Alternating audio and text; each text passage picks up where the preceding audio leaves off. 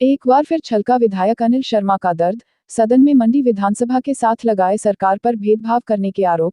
CM को सोच का दायरा बढ़ाने की दी सलाह।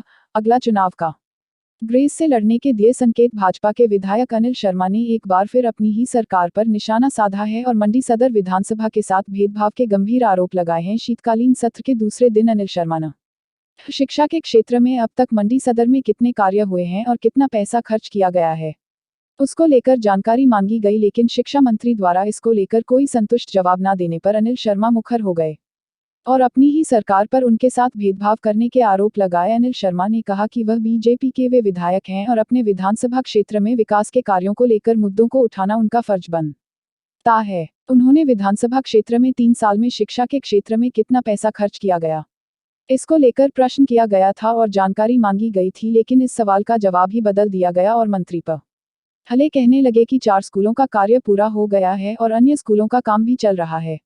इसको लेकर जब पूछा गया कि यदि यह 4 स्कूलों का काम पूरा हो गया तो इनका उद्घाटन क्यों नहीं किया जाता, तो मंत्री कहने लगे कि कुछ भवनों का काम 70% और 80% कार्य पूरा हुआ है। उन्होंने कहा कि जब से उन्होंने मंत्री पद से त्यागपत्र दिया है तब से उनके क्षेत्र के साथ अनदेखी की जा रही है और शिलान्यास पट्टिका में नाम तक नहीं लिखा जाता है, जबकि वे बीजेपी के ही विधायक है। महेंद्र सिंह द्वारा सदन में जल शक्ति विभाग में करोड़ों के कार्य सभी विधानसभा क्षेत्र में करने की बातें कर रहे हैं, लेकिन मंडी सदर में कितना कार्य किया इसके बारे में क्यों नहीं बताते।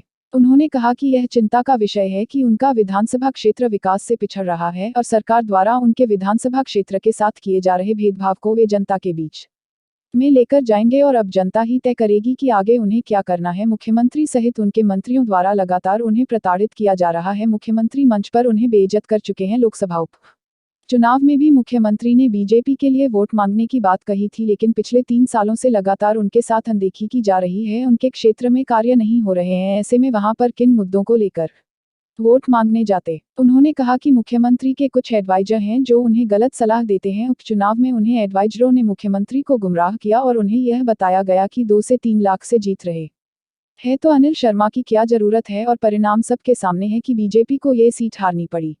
वहीं अनिल शर्मा ने कहा कि अब 1 साल बचा है, ऐसे में मुख्यमंत्री मंडी सदर के लिए कुछ बड़ा करते हैं तो वे जनता के बीच जाकर बता सकते हैं। वही अगला चुनाव कांग्रेस से लड़ने के सवाल पर अनिल शर्मा ने कहा कि ये मंडी की जनता तय करेगी कि उन्हें आगे क्या करना है। राजनीति में सब रास्ते खुले रहते हैं। उन्होंने मुख्यमंत्री को अपनी सोच का दायरा बदलने की नसीहत देते हुए कहा कि मुख्यमंत्री को सभी क्षेत्र का एक सामना विकास करना चाहिए, तभी जनता भी सोच सकती है। कहा कि आप काम कीजिए, पार्टी का काम कीजिए, पार्टी के विधायक हैं, अब आपका बेटा चुनाव नहीं लड़ रहा है। तो मैंने उनसे एक प्रश्न कहा था कि यदि मैं चुनाव में लोगों के बीच में जाता हूँ, मेरा बेटा जब चुनाव हारा था तो मैं रामस्वरूप जी को रिसीव करने शेरी मंच पे गया, आपने मुझे कुर्सी तक नहीं दी, और जब मैं बैठ भी गया तो आपने मुझे जनता के बीच में, महेंद्र सिंह जी ने, रामस्वरूप जी ने, मुख्यमंत्री जी ने जनता के बीच में प्रताड़ित किया। मैंने इस बात को भी सोच के कि चलो मैं विधायक हूँ, लोगों के काम भी करता रहूँ। आज उस स्थिति कि जब मैंने कहा मुख्यमंत्री जी, यदि मैं लोगों के बीच में जाऊँगा आपके वोट मांगने के लिए तो मैं क्या कहूँगा, क्या काम को गिना के जाऊँगा, या आपने जो मेरे साथ किया उसको कहूँगा कि मुख्यमंत्री जी को मैं माफ़ करके अब मैं आपके साथ चल रहा हूँ। तो कम से कम लोगों फेस से भी होनी चाहिए। जो इज्जत मान मुझे जो मैंने छोड़ा था, यदि वो इज्जत मान मिलता मैं चलने को तैयार हूँ। कम से कम लोगों को बता सकता हूँ कि 1 साल के अंदर मैं कुछ करके बताऊँगा, इसलिए मैं जो सरकार के साथ चल रहा हूँ।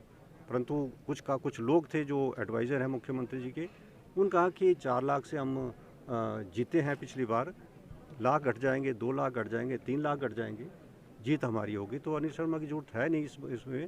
तो आज पता लग गया कि लोगों ने किस तरीके से जो है अपना मत दिया है वहाँ पर। तो ये तो साफ जाहिर होता है कि जो एडवाइज़र उनके हैं वो किस तरीके से एडवाइज़ करते हैं, कैसे करते हैं, सरकार के साथ चलते हैं या सरकार की अनदेखी के बाद है, वो उन पर निर्भर करता है। क्या ये माना जाए कि अनिल शर्मा अगला चुनाव जो है वो भाजपा से ही लड़ेंगे या कुछ और सोच रहे हैं? देखिए, बात है कि मैंने आज भी जो मुद्दा उठाया ये विकास का ही है। कौन विधायक नहीं चाहता कि अपने क्षेत्र के अंदर, हमने काम बहुत किए हैं, ये नहीं है कि अपने क्षेत्र में काम नहीं किए।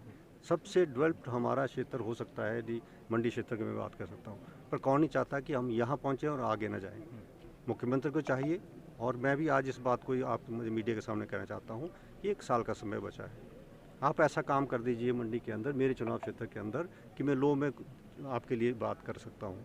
तो तभी संभव होगा जब आप कुछ अपना सोच का दायरा बदलेंगे। सोच का दायरा बदलेंगे तो जनता भी सोच सकती है इसके बारे में। बीजेपी से इतनी तल्खियां, लेकिन सवाल फिर बरकरार है, क्या आप अगला चुनाव जो है भाजपा से ही लड़ने की तैयारी कर रहे हैं, कुछ और सोच रहे हैं? नहीं, देखिए, मैंने कहा यदि कुछ कर बताने को नहीं हो तो मैं कैसे जाऊंगा लोगों के बीच में, और वो जनता तय करेगी। मैंने कहा कि जनता तय करेगी कि मुझे आगे क्या करना है। पार्टी ये नहीं रहेगी, आपका कहना है? जुड़ी नहीं है, हो भी सकता है, नहीं भी हो सकता है, ये तो इन पर निर्भर करता है। अभी इनके ऊपर है कि मेरे को कैसे जो है चलाना चाहते हैं। नहीं चलाना चाहते हो तो रास्ते का, राजनीति के अंदर कई खुले रास्ते होते हैं।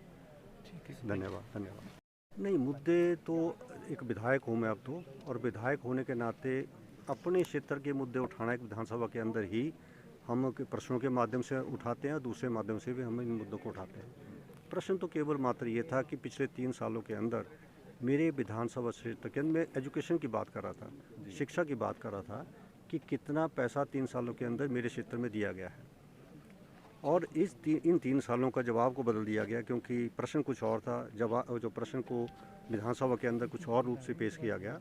तो मैंने फिर कहा कि मुझे 3 सालों की जानकारी दी जाए। मतलब 3 सालों जब से मैंने मंत्रिमंडल से त्यागपत्र दिया था, उसके बाद से लेकर सारे काम जो शिक्षा के अंदर और दूसरे क्षेत्रों के अंदर है, वो काम बंद कर दिए गए।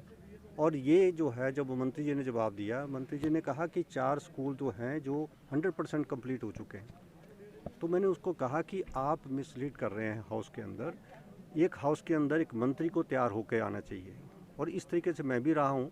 मैं नहीं कहता हूँ कि हर आंकड़े मंत्री को पता होते हैं, पर विभाग जो है उसकी जो है, वो विभाग में कैसे आंकड़े जो है सरकार के अंदर दिए जाते हैं, उसका मैंने प्रश्न उठाया। मैंने कहा कि ये 4 स्कूल बन चुके हैं, कंप्लीट हो चुके हैं 8 में से, तो कम से कम आप उनके उद्घाटन कर देते, जनता को दे देते हो। और जब वो दोबारा से उसको प्रश्न को जवाब देने लगे तो उनका एक कोई 80% कंप्लीट है, कोई 70% कंप्लीट है, तो कहाँ गए फिर वो 4 स्कूल? तो इस तरीके की बात मैंने कहा कि 3 सालों के अंदर जहाँ 3-3 करोड़ की बिल्डिंग का है, वहाँ 5-5 लाख रुपए दिए जाते हैं। तो ये अनदेखी जो है सदर विधानसभा के क्षेत्र के अंदर, जब से मैंने जो है मंत्रिमंडल से जाए थे, तब से शुरू हो गया था। ये आपके साथ भी इसी तरह से जो है ये व्यवहार रहता है? नहीं, मेरे को होता रहता है। देखिए, आपको पता ही है, जब जिस विधायक, भारतीय जनता पार्टी के विधायक की कोई उद्घाटन पट्टिका में नाम नहीं होता है, वो एक मैं ही हूँ जिसके नहीं होता, बाकी को तो सब ही होते हैं। कांग्रेस के नहीं होते हैं, कांग्रेस के विधायक हैं, परंतु मेरे चुनाव क्षेत्र में मुख्यमंत्री आते हैं, दूसरे मंत्री आते हैं, उन्हीं की पट्टिका, और मैंने कभी विरोध नहीं किया इस बात का। आप लाइए पट्टिका पर, कम से कम काम तो कीजिए लोगों का। और वही बात मैंने आज भी इस बात को कहा कि आज महेंद्र सिंह जी बड़े बड़े बात कर रहे थे IPH के बारे में, कितने करोड़ कहीं चले गए, इतने करोड़ कहीं चले गए। सभी क्षेत्रों की बात की उन्होंने, दरंग भी की और बल भी की, सभी, फिर सदर क्यों छोड़ दिया उन्होंने? यही मैं चिंता का विषय इस बात का है कि मेरे लोगों को जिस तरीके से विकास के अंदर जो पीछे किया जा रहा था, उसके लिए मुझे आवाज़ भी बुलंद करनी है, और आते अब समय के अंदर लोग भी बीच में जाकर जो है, क्योंकि ये हमारा रिश्ता लोगों से वर्षों से है, चाहे पिताजी रहे, चाहे मैं रहा हूँ, हमने वर्षों से, चाहे किसी पार्टी में रहे, किसी कैसे भी हमने काम किया है, लोग चलते हैं। और इसी कड़ी के अंदर जो है मैं फिर